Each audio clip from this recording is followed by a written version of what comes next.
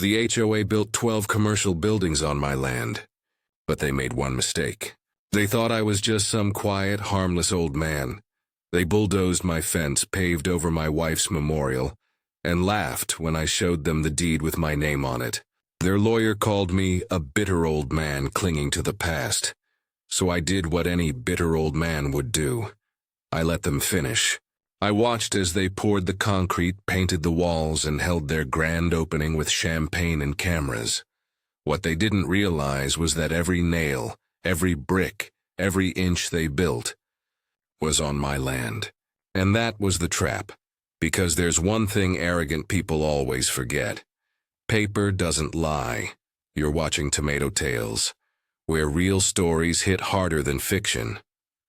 Tell me in the comments, where are you watching from?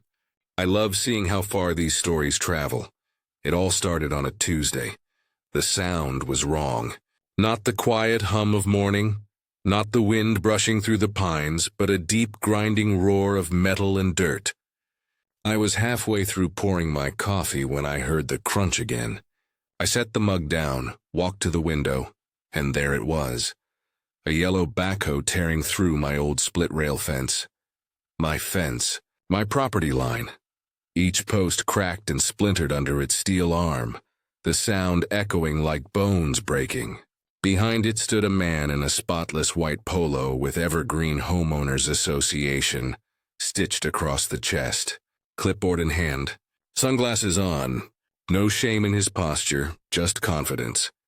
I stepped outside, still in my slippers. The air bit cold, but anger burns hotter. "Hey!" I shouted. He turned with that smooth practice smile. "Morning, sir. Can I help you?" I nodded toward the backhoe. "You're tearing down my fence." He barely glanced over his shoulder. "This section was annexed by the association last year. All filed and approved. Part of our expansion plan." "Annexed?" I repeated. "Yes, sir. If you have concerns, you can bring them up at the next board meeting. The schedule's on the website." Then he turned away, just like that. Like my land was an inconvenience, not a legacy. That fence wasn't just wooden wire. It marked 5 acres my father left me, and the same patch of ground where I built a bench for my late wife, Emily. A place that meant peace. Now it was being crushed under someone else's progress.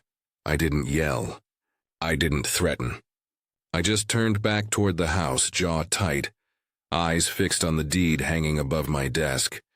They thought they'd taken something from me. But what they really did was give me a reason to start building again. And trust me, what I built next wasn't made of wood or steel. It was a plan. If you're ready to see how one man turned a piece of paper into the perfect revenge, hit subscribe, because they're about to learn what happens when you mess with the wrong engineer. The next morning, I wasn't angry. I was focused. Anger fades. But focus? That builds something. I sat at my desk staring at the framed deed my father signed decades ago. His signature, bold and sure, right next to mine. This land wasn't an accident, it was a promise. So I pulled open the filing cabinet, found the original papers and made a copy. Then I grabbed my jacket and headed for the Evergreen HOA office. It sat near the golf course. Polished floors, fake smiles, and a lobby that smelled like overpriced coffee. The woman at the front desk didn't even look up when I walked in. "I need to speak with someone about a land issue," I said, laying my deed on the counter. She blinked once, unimpressed, then pressed a button. "Dylan, someone's here about that parcel on Pine Hollow." Out he came. Same white polo, same smug grin. Dylan Reed, the clipboard kid from the fence line. He didn't offer to shake my hand. He just looked at the paper and sighed like I'd handed him a grocery receipt. "Mr. Cole, right?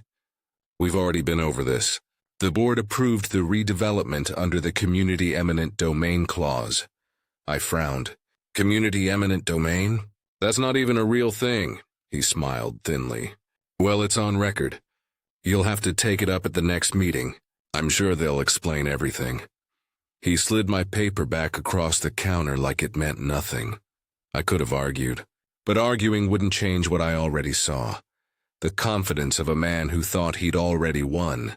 So I left, not defeated, just recalculating.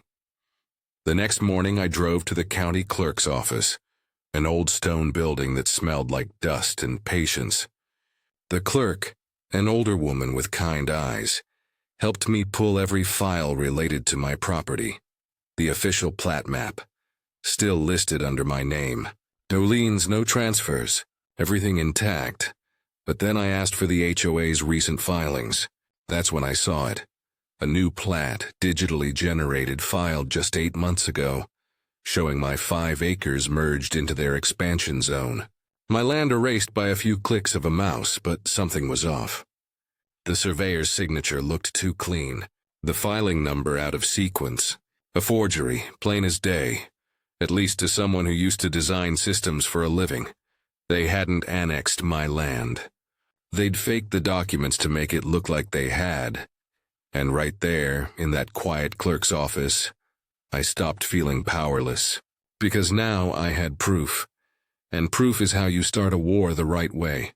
They built walls and parking lots. I built a case. Hit subscribe, because they're about to learn what happens when the old man they underestimated walks back into the fight with evidence sharper than steel. Proof felt good. For about 5 minutes, then reality hit. Proof means nothing until someone listens.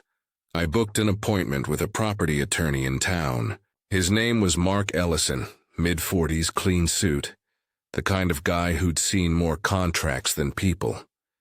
When I spread the documents across his desk, my deed, the original plat and the new forged one, his eyebrows slowly lifted.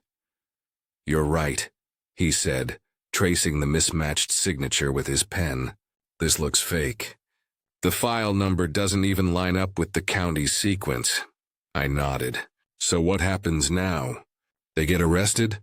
Mark leaned back, exhaled through his nose, and gave me that look lawyers give right before they break bad news. "Henry, you're absolutely in the right here, but that doesn't mean it'll be easy. HOAs like Evergreen have deep pockets and powerful friends. If you go to court, they'll bury you in motions and delays. You could spend years fighting, and tens of thousands of dollars just to get a judge to look twice. Even with a forged document?" I asked. He nodded grimly. "They'll claim it was a clerical mistake. A filing error. You're one man, they're an organization. You're outnumbered, outfunded, and out of patience." The air in his office felt heavier after that. I thanked him for his honesty, packed my papers, and left. On the drive home, I didn't turn on the radio. Just silence, the kind that lets anger settle into something colder. By the time I pulled into my driveway, the bulldozers were back. They were cutting deeper into the tree line this time, flattening everything, right where my wife's bench had stood. I stood at the window, watching as the machine's treads crushed what little was left. The ground was torn, muddy, unrecognizable. My throat tightened. That bench wasn't just wood. It was memory. It was peace.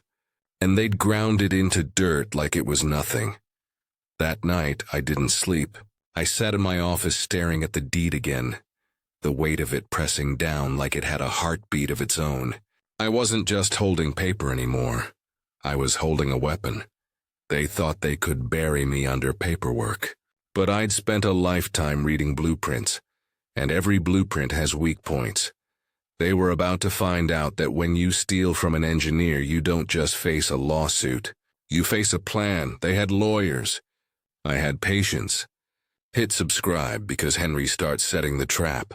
One so precise even the HOA won't see it coming until it's too late. Revenge doesn't start with rage. It starts with research. So that's what I did. The next morning I drove back to the county clerk's office. The same woman from before, Mrs. Powell, recognized me. She gave me a polite smile, the kind reserved for people who refuse to quit. "Back again, Mr. Cole?" she asked. "Yeah," I said. "And this time I'm not leaving with just copies."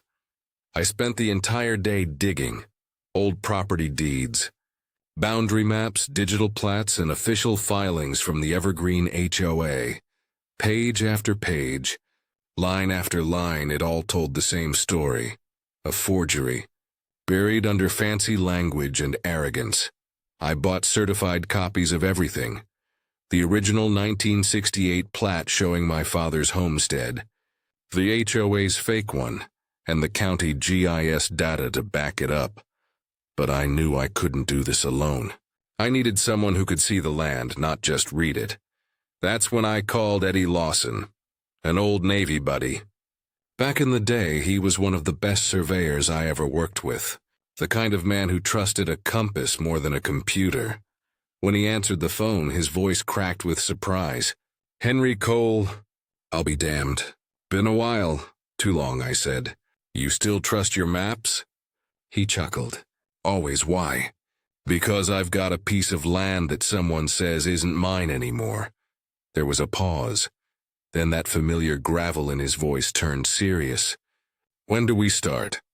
Eddie showed up the next morning, truck bed full of old survey gear and a thermos of black coffee. No words needed, just a nod. He spent 2 full days walking the perimeter of my 5 acres, using my original deed to mark the true boundaries. When he was done, he drove iron stakes into each corner, the real property line. Meanwhile, I turned my garage into a war room.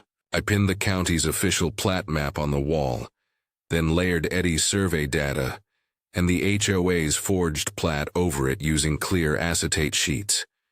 When we aligned the overlays, my stomach dropped. Every inch of the Evergreen Plaza, all 12 buildings, parking lots, and pipes, sat squarely inside my boundaries. Not on the edge. Not even close. Dead center. Eddie stared at the map, then gave a low whistle. They didn't even bother checking. Lazy and greedy, bad mix. I nodded slowly. Bad for them. Good for us. They thought they'd built an empire. What they really built was evidence. Hit subscribe because Henry stops playing defense and starts quietly tightening the trap around the HOA's neck. Sometimes the smartest thing you can do is let them think they've won. After Eddie confirmed the truth, every fiber of me wanted to march into the HOA office and throw that map on their marble floor. But Eddie stopped me. "You do that, and they'll cover their tracks overnight," he said. "Let them keep building. The higher they go, the harder they fall." He was right. So that's what I did, and I played the fool.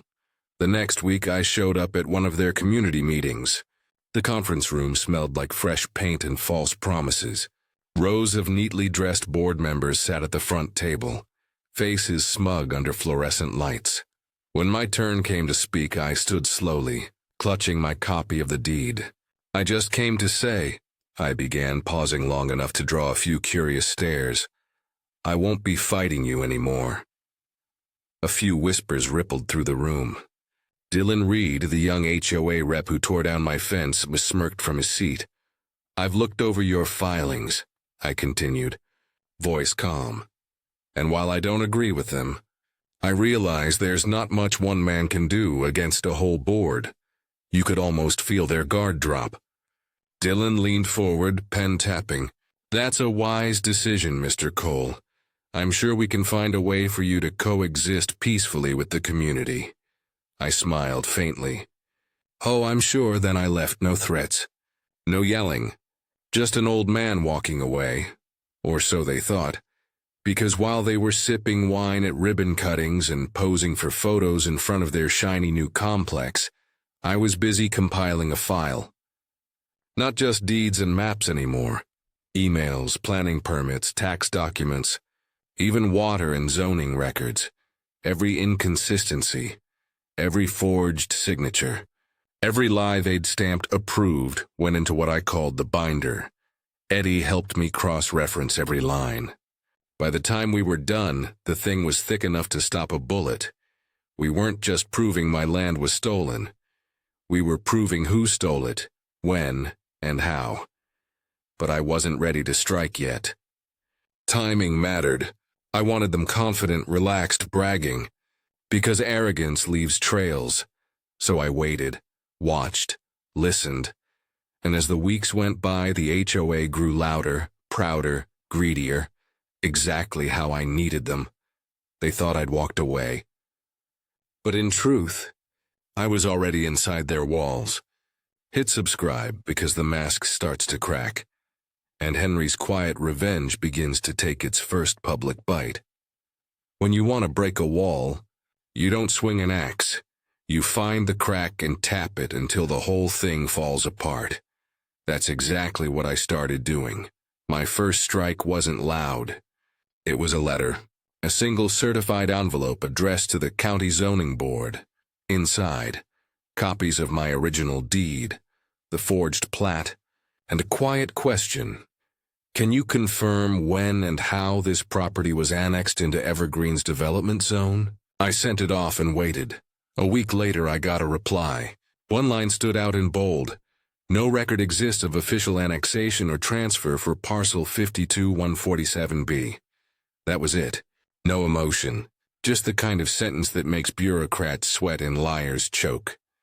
Next, I mailed copies of the same documents to the local tax assessor, pointing out that Evergreen's newest 12 buildings weren't being taxed under commercial property codes because they were registered as residential lots. By the following Monday, whispers started. You could hear them at the diner, in line at the post office, even at the hardware store. Evergreen's in trouble, someone muttered. City's looking into their permits. It spread faster than I expected. And then came the best part. At the next HOA meeting, I didn't even go. I just sat on my porch, coffee in hand, and watched the cars roll in. Board members looking nervous, glancing over their shoulders. Dylan Reed walked in last, his usual confidence dulled.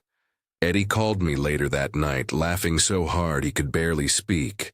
Buddy, they're scrambling. The county's sending inspectors next week.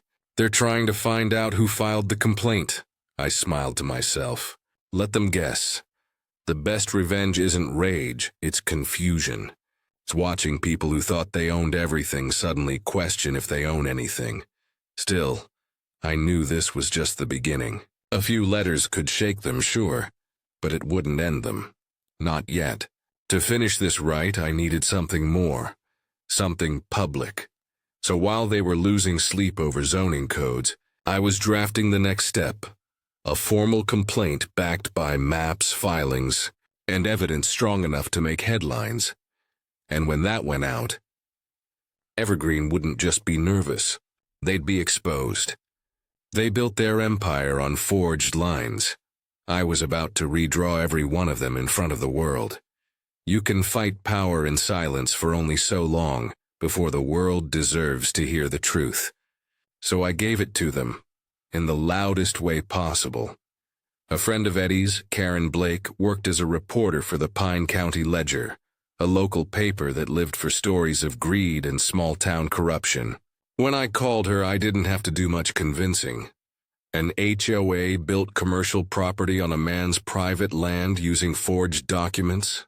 She repeated, voice tightening. You're kidding. I don't kid about land, I said. I've got proof. You want the story, you'll have it first. The next morning I met her at my house. She sat at my kitchen table while I laid out the binder. Maps, plats, letters. The county's official responses. I could see her expression change as the pages turned. They actually filed this? She whispered, pointing to the fake plat. Filed, stamped, and built on it, I said. And they're collecting rent from tenants who don't even know they're standing on stolen ground. She exhaled slowly, her journalist instinct kicking in. Henry, when this runs, it's going to explode. Good, I said. Let it. By Friday morning, the front page headline read, HOA accused of building on private land. Forged filings under investigation. The story spread like wildfire. Online forums, local news broadcasts, even neighboring counties picked it up. The comments section was a war zone. Half the town furious, the other half shocked that anyone could pull something like this off. The Evergreen HOA released a statement calling the claims baseless, but behind the scenes, panic. By the next HOA meeting, the parking lot was full of reporters and angry homeowners demanding answers. Dylan Reed's smirk was gone. He stood at the podium with flashbulbs in his face, reading from a pre-written statement. His voice shook when someone shouted, "Did you fake the plat map?" He didn't answer. Eddie and I watched from my porch on a small TV, coffee in hand. "They're sweating," Eddie said. "Good," I replied. "Means they're alive." But I wasn't celebrating yet. Public outrage was only pressure, not justice. And pressure without direction can fade fast. If I wanted to finish this right, I needed leverage, something they couldn't spin, bury, or buy their way out of. And I knew exactly where to find it. The headlines were loud, but what I was about to uncover next would silence every defense they had left. When people get greedy, they always leave fingerprints, even on paper. After the story broke, I spent hours at the county records office, going over every document Evergreen had filed in the past 2 years. Most of it was routine. Meeting minutes, budget approvals, permit renewals, but one file caught my eye, a payment record. According to the paperwork, Evergreen had paid nearly $85,000 to an independent contractor for land development consultation, but the signature at the bottom wasn't a contractor's. It was Raymond Sloan, the county's assistant zoning director. I felt my jaw tighten. That name was familiar. Back when my father still owned the land, Sloan's department handled all boundary and zoning approvals. He wasn't supposed to take money from private organizations, but there it was. His name, his signature, his payment. So I dug deeper. Using the county's public database, I cross-referenced the HOA's financial reports with zoning permits. That's when the real picture came together. Each time Evergreen annexed a new parcel, that same contractor payment appeared, small at first, then bigger. And every time the signature at the bottom matched one of two names, Raymond Sloan or Dylan Reed. The HOA rep and the zoning officer, partners in the scam. They'd been fabricating plats, approving them internally and pushing them through as community developments. No oversight, no board vote, just greed dressed up as paperwork. I sent copies of every document to Karen, the reporter. Her eyes went wide as she flipped through the files. "This isn't just corruption," she said quietly. "This is criminal fraud. And now," I told her, "we have proof." She promised to verify everything before publishing, but I could already see the story forming behind her eyes. Not just an old man fighting an HOA, but an entire county caught in its own web. That night, my phone rang. A private number. When I answered, a familiar voice spoke, low and cold. "Mr. Cole, I suggest you stop digging." "You've made your point." It was Sloan. I didn't respond. Just listened as he added, "Some things are bigger than you. Let it go before it gets messy." Then he hung up. Eddie, sitting across from me, shook his head. "He's nervous," he said. "Means we're close." He was right. Fear doesn't make calls. Desperation does. They thought they could bury the truth under money and paperwork. But all they did was hand me the shovel. When you set a trap, timing is everything. Too early, they escape. Too late, they get suspicious. I waited one more week. Let the headlines spin. Let the HOA argue. Let them feel like maybe, just maybe, they could still recover. Then I made my move. I drove down to the State Department of Real Estate and Zoning, a beige government building that smelled like stale coffee and quiet authority. Inside, I asked to meet with the lead investigator for land use fraud.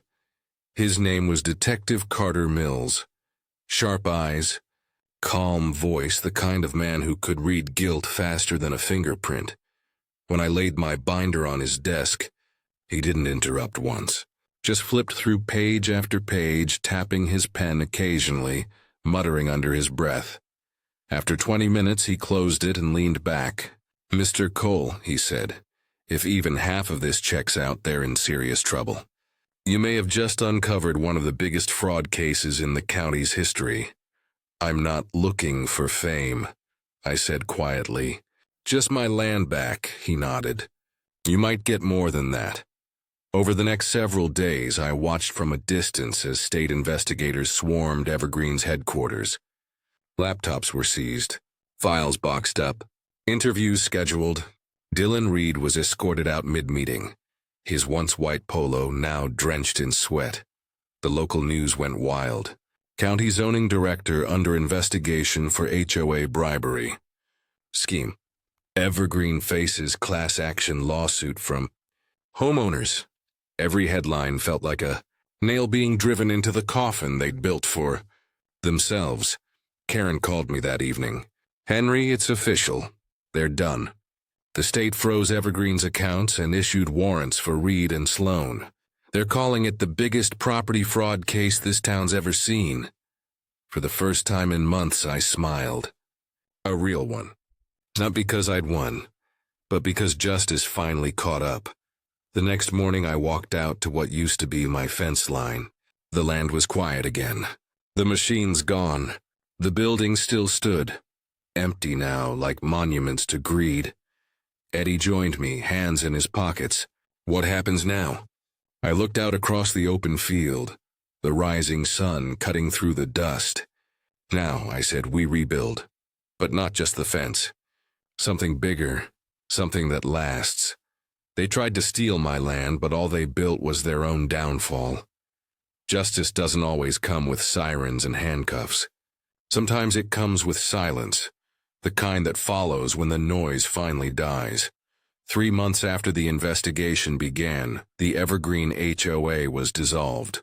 Dylan Reed and Raymond Sloan were indicted on multiple counts of fraud, forgery, and misuse of county resources.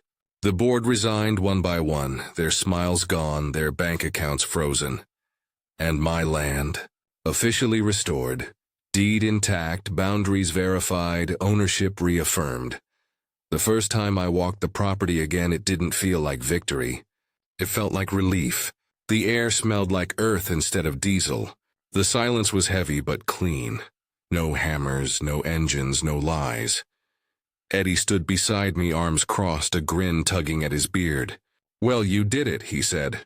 Never thought I'd see the day. Neither did they, I replied. We both laughed. The kind of laugh that carries years of weight off your shoulders. But I wasn't done yet. I could have torn those empty commercial buildings down, erased every trace of what they did. But instead, I decided to build something better, something honest. I reached out to the local Veterans Council, and together, we turned the largest building into a community workshop, a place for retired builders, mechanics and engineers to teach young people real skills. The other units, donated to small family-owned businesses that had been pushed out of town by corporate developers. The same kind of greed that tried to take everything from me. I rebuilt my fence too. Same wood, same line, same promise. But this time, at its center, I placed a new bench, right where Emily's old one once stood. Her name carved into the backrest, the words beneath it simple. Some things can't be stolen. Every evening I sit there with a cup of coffee and watch the sun drop behind the trees, and every time I think about what Dylan said that first day, about how one man can't stand against a whole board. He was right about one thing. One man alone can't, but one man with truth on paper, patience in his heart, and a plan in his head, that's unstoppable. Revenge didn't give me back my peace. Rebuilding did. And that's the part they never understand. I didn't just win the fight. I reclaimed the story. They tried to build over my past, but all they did was give me the ground to build my future. If you enjoyed this story, hit subscribe and join us here on Tomato Tales, where real stories hit harder than fiction. Tell me in the comments where you're watching from, and remember, the truth, no matter how buried, always finds its way home. It's strange how quiet victory can sound. No applause, No headlines. Just the wind moving through the trees that nearly got cut down. A year has passed since the Evergreen scandal. The buildings that once stood as monuments to greed now hum with life. Laughter from the workshop, the whir of tools, the smell of sawdust and fresh paint. Kids learn to shape wood and metal. Veterans teach them patience. And every nail driven here now builds something real. Sometimes people stop by and ask, "Mr. Cole, how did you manage it? How did one man take down an entire HOA?" I always smile and tell them the same thing. I didn't take them down. I just showed the world what they built. Eddie still drops in every few weeks with a cup of strong coffee and that same grin. We don't talk about revenge anymore. We talk about plans, blueprints, and what comes next. He calls it Phase 2. I call it peace. The bench with Emily's name sits right where it used to, the wood polished by time and sunlight. I still sit there every evening. The air quiet, the property line marked strong and straight. The birds return now, the soil breathes again, and for the first time in years. So do I. Karen's story went national. She won an award for investigative reporting, but she told me the only thing that mattered was the ending. People need stories like yours, she said. Proof that the little guy can still win when the world's stacked against him. I guess she's right. But I don't see it as winning. I see it as restoring balance.